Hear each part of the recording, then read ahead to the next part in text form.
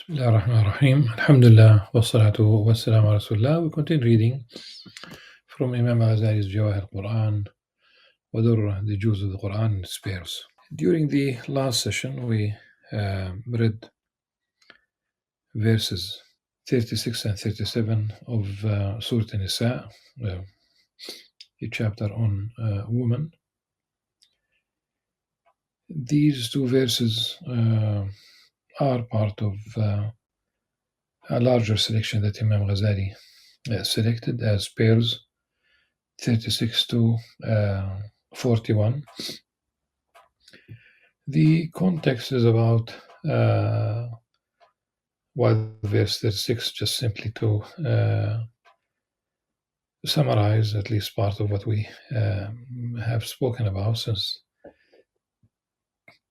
there's an invitation to spend for the sake of Allah subhanahu wa ta'ala, for the sake of God. But verse 36 begins with the commandments to worship none but Allah subhanahu wa ta'ala, not to associate anything or anyone, of course, with Him,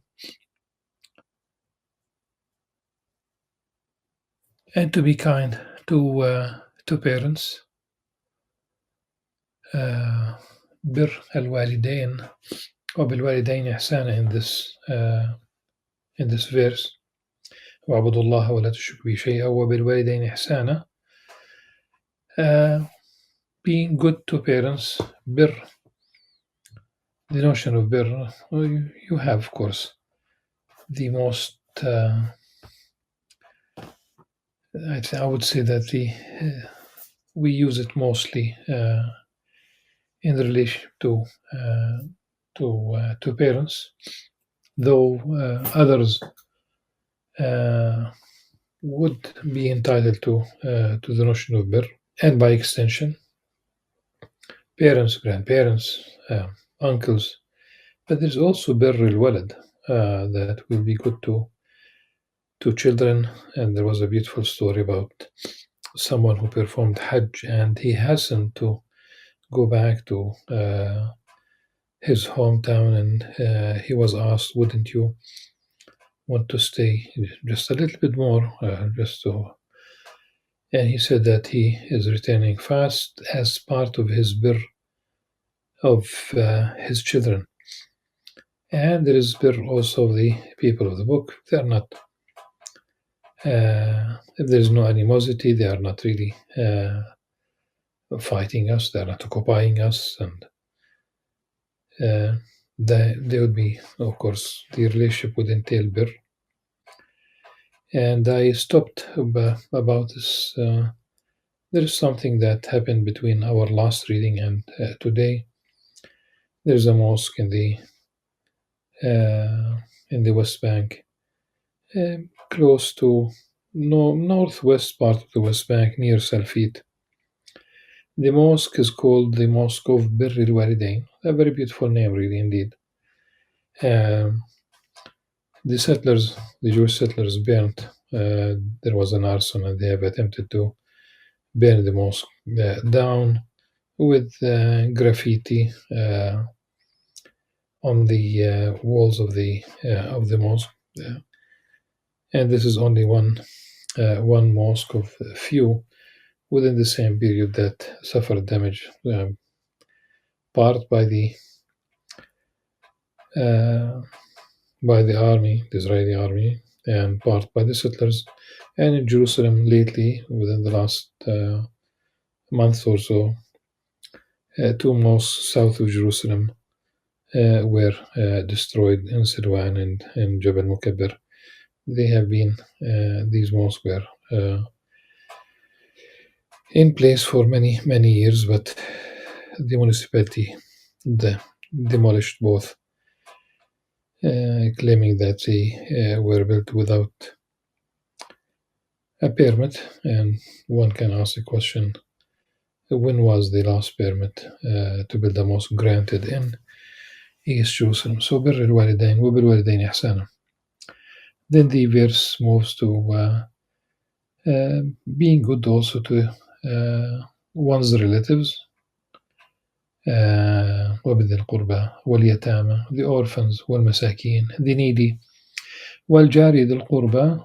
One interpretation is that this is the Muslim, the neighbor. والجار الجنوب, this is the interpretation, reference to the people of the book. والصاحب بالجنب وبن السبيل وما ملكت أيمانكم إن الله لا يحب من كان مختالا فخورا. Now we have directly a verse that addresses those who are stingy, misers, cheap, who are neither they give nor they want others to give. And this is verse 37. Those who are stingy promote stinginess among people and withhold Allah's bounties. We have prepared for the disbelievers a humiliating punishment. There's a book by Al-Jahid, the Mu'tazilite scholar, who wrote a whole book about the from his own experience with people. He wrote a book about the stingy people that he met and their stories. But also he made references to stingy people who flock together, birds of feather flock together, and they advocated stinginess, and they spoke about the merits of being stingy. No, there is no merit of being stingy. Of course, he simply described a phenomenon that existed at the time. All that the stingy do, being extremists in saving money, being frugal, so they are going to leave the money to someone else at the end of their lives. Your children might really give charity on your behalf after your death. They might perform Hajj or on your behalf if you did not, or they might donate books on your behalf. Wouldn't you rather do it yourself? So those who are stingy promote stinginess among people and withhold Allah's bounties. We have prepared for disbelievers a humiliating punishment. Now, this is about money, but some scholars extended this to stinginess, and in terms of not sharing news, knowledge, and the issue is the people of the book not sharing news about the prophecy about the coming of Prophet Muhammad sallallahu alaihi wasallam. We have dealt with this before, but you can always go back to Deuteronomy 18:18, for example, where the prophecy is addressing Prophet Moses, that Allah subhanahu wa ta'ala will send a prophet from amongst their brethren, like unto thee, meaning Moses alayhi salam. And if you make a very Christians believe that it's a reference to Jesus Christ upon him. We believe in all the messengers, including Jesus Christ, but this is a reference to Prophet Muhammad sallallahu alaihi wasallam, because he is the one who is like unto Prophet Moses. Both of them had normal birth, normal death, while Jesus Christ, peace upon him, is the word of God to Mary. There is no father in the picture, absolutely not, and he was raised from amongst his followers. Both of them, Prophet Moses and Prophet Muhammad, peace upon them, were prophets, messengers, and community leaders, political leaders. Jesus Christ, peace upon him, was not a community leader. It is attributed to him that he said, "My kingdom is not from this world. Give to Caesar what belongs to Caesar, and to Caesar what belongs to, and to God what belongs to God." As if there is like a kind of separation. At any rate,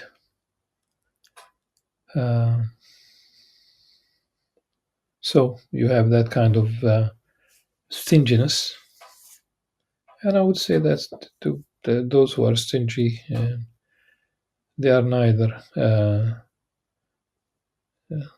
generous with money nor with emotions. So it'll be difficult to be, if someone is going to get married to a stingy person, stingy man.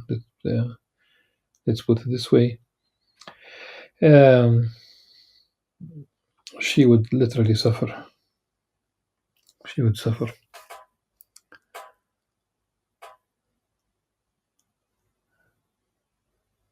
And I don't think that women should marry those stingy people. This is not a fatwa. She will die every single day, many times. Of course, not that death that cannot be postponed. Verse 38 is about showing off. Likewise, أعوذ بالله السميع العليم من الشيطان الرجيم بسم الله الرحمن الرحيم والذين ينفقون أموالهم رئاء الناس ولا يؤمنون بالله ولا باليوم الآخر ومن يكن الشيطان له قرينا فساء قرينا. Likewise for those who spend their wealth to show off and do not believe in Allah or the last day, and whoever takes Satan as an associate, what an evil associate they have.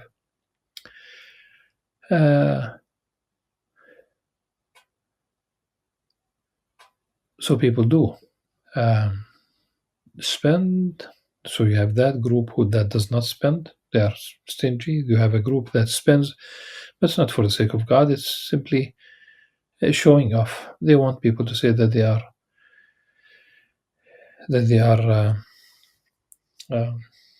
generous. Okay, and when the Prophet ﷺ met the son of Hatim al-Tai, Adi ibn Hatim al-Tai. Hatim al-Tai was one of the most generous Arabs in the pre-Islamic period, called the Age of Ignorance, Jahiliyyah. And by the way, we always remember that إنما بعثت لأتمم مكارم الأخلاق صالح الأخلاق, that the Prophet ﷺ was sent to augment, to bring to completion good manners, ethics, morality, good principles. And there were alliances, ahlaf, like Hilf al-Fadul. So these alliances were to support, protect, and provide for the needy, the wayfarer, those who do not have a back, those who do not come from a strong tribe, etc. Which means that not everything was, so it was not 100% dark picture in the pre-Islamic period. The dark picture was, for example, that they have worshipped the pagans, the idol worshippers. They have worshipped idols. This is why the Kaaba and the vicinity, there were many idols for the Arabs.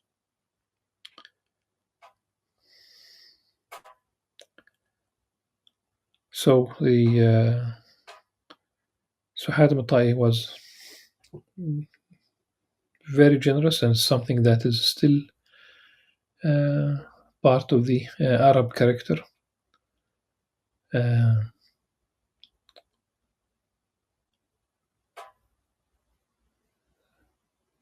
and there were quite few good traits. They wouldn't lie. And we don't talk about every single person being like Hatm al-Ta'i or uh,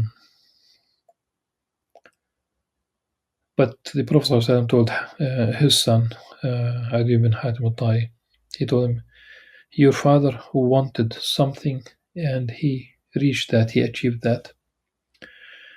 إن أباك أراد أمرا فبلغه.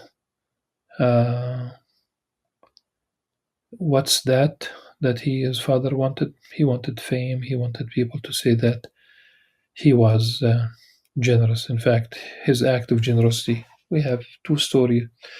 They don't have to be either or. It could be that he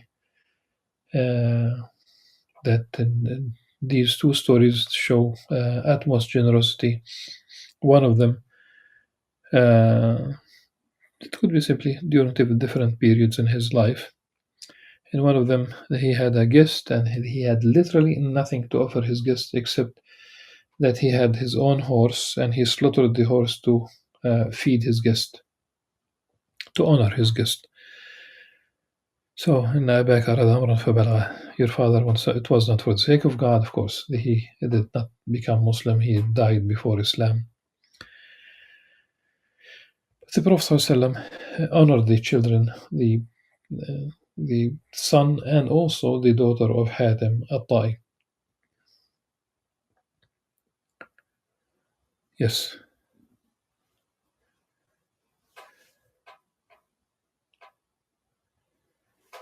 Those who are generous, and they never ask Allah subhanahu wa ta'ala.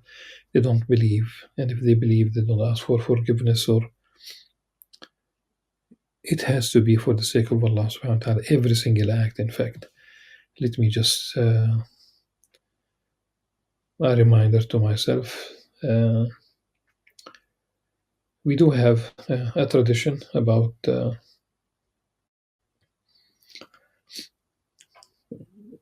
the etiquette of eating, that you start with in the name of God, Bismillah. You make a prayer. For example, اللهم بارك لنا فيما رزقتنا وقنا عذاب النار.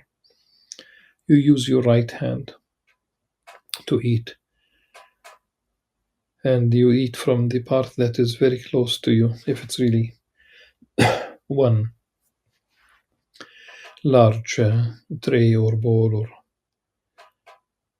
it has to be contextualized. But if you forget to say in the name of God at the very beginning, you may say it later on. Meaning that if you have just started your meal halfway, or you may say Bismillah awwalu wa akhiru. And I'm mentioning this because if you have began your career as a physician, for example, at the hospital, and you did not say Bismillah when you entered, you do say Bismillah. When you got married and you did not say Bismillah, and you are now at one stage or the other. It could be days, it could be weeks, it could be months, it could be years. Say Bismillah awwaluhu wa akhiruh. Your carpentry, your your office as an engineer, your local store, whatever is your case, you're being a teacher, being a student. Bismillah awwaluhu wa akhiruh.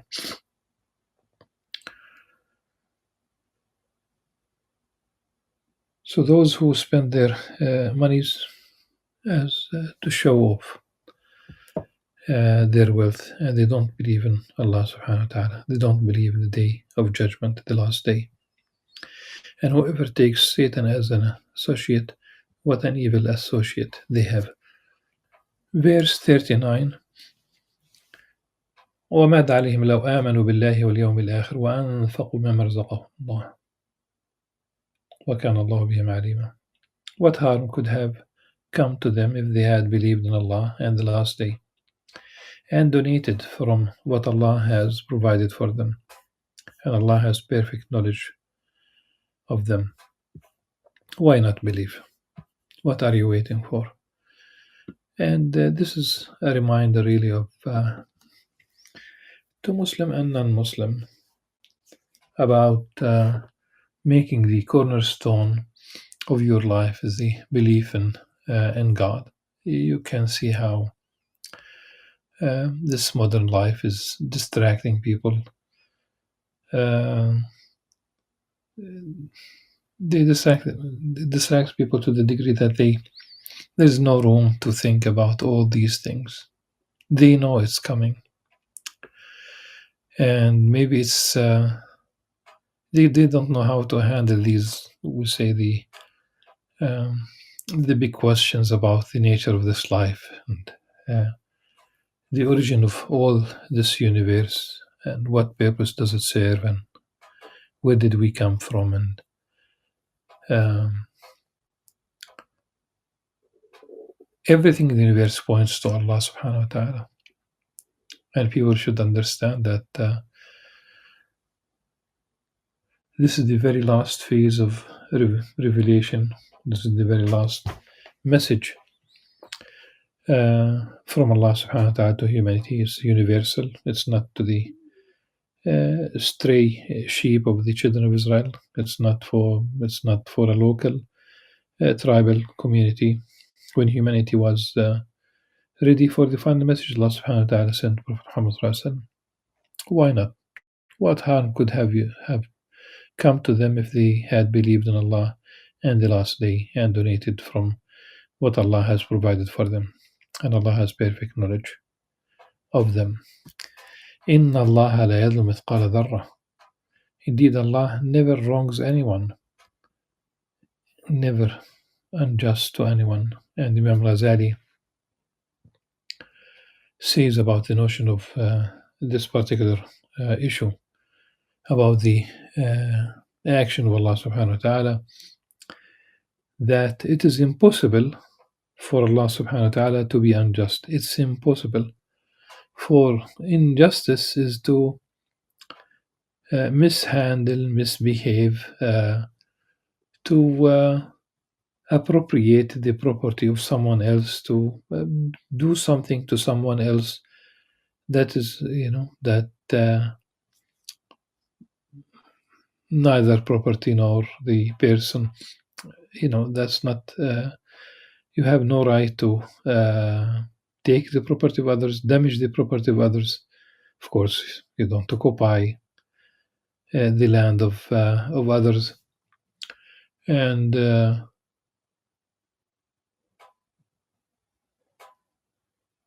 Imam Ghazali says, and Allah subhanahu wa ta'ala لا يصادف ملكا لأحد. If I remember the words exactly, I think these are the exact words.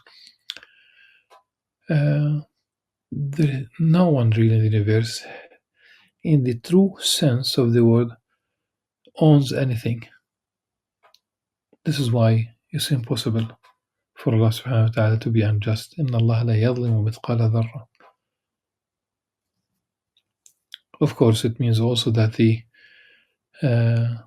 if we just simply read the rest of the verse, it will explain وَإِن تَكُ حَسَنَةً يُضَاعِفْهَا. Even by an atom's weight, if it is a good deed, he will multiply it many times. وَيُؤْتِ مِن لَدُنْهُ أَجْرًا عَظِيمًا. He will multiply it many times over and will give a great reward out of his grace. Verse 41, and this is the end of the selection, though we might also mention verse 42. It's about the Prophet ﷺ being a witness on the Day of Judgment, of course.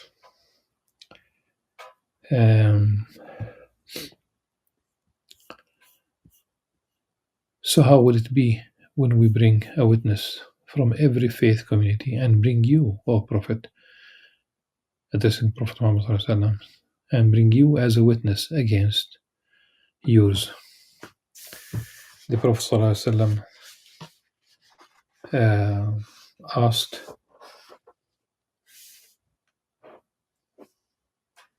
Abdullah bin Mas'ud. He asked him, this is hadith narrated by Bukhari, the version that I'm going to mention right now, but also narrated by Bukhari and Muslim from a different chain, like a different chain of narrators, but at any rate, this is one of the highest, of course, authentic in terms of authenticity. The chain of narrators is sound. So the Prophet ﷺ asked Abdullah bin Mas'ud to read part of the Qur'an, and Abdullah bin Mas'ud told the Prophet ﷺ, O Messenger of God, do I recite for you, and it is upon you that was, or to you it was revealed? And the Prophet ﷺ said, yes, I love to hear it from someone else other than myself. So Abdullah bin Mas'ud just simply read from Surah An-Nisa until he reached this particular verse, فَكَيْفَ إِذَا جِئْنَا مِنْ كُلِّ أُمَّةٍ بِشَهِيدٍ وَجِئْنَا بِكَ عَلَى هَؤُلَاءِ شَهِيدًا. At this moment, the Prophet ﷺ told him, enough, حسبك الآن فإذا عينا تذرفان صلى الله عليه وسلم. He told him, enough. His eyes were full with tears. And one can interpret this that the Prophet ﷺ, being a witness, you love being a witness to something good. You love to be a witness to your community who succeeded, and this succeeded. Allah subhanahu wa ta'ala facilitated their path to success. And here I'm not mentioning this life, I'm talking about the hereafter. You love that, you would like every single person to make it to paradise. But if you are a witness also to someone who did not make it, that you have tried your best. You try to look at this misinformation about Muslims and Arabs and Palestinians, and the bias in many Western media outlets, and and sometimes the Islamophobia. People might be shocked to realize that also there are Muslims who create stereotyped images or misinformation about Muslims, about Islam. So this is really the on that day. One might bring to the picture the verses. For example, لمن الملك اليوم لله الواحد القهار. On that day, so that Allah subhanahu wa ta'ala, as the king, he owns literally everything in the universe. He created this universe. Earthly kings do not own everything. I said that we might include verse 42 simply to because there is because on that day when the Prophet ﷺ will witness, when every prophet will witness, how did his community do? On that day, those who denied Allah and disobeyed the Messenger will wish they were reduced to dust, and they will never be able to hide anything from Allah subhanahu wa ta'ala.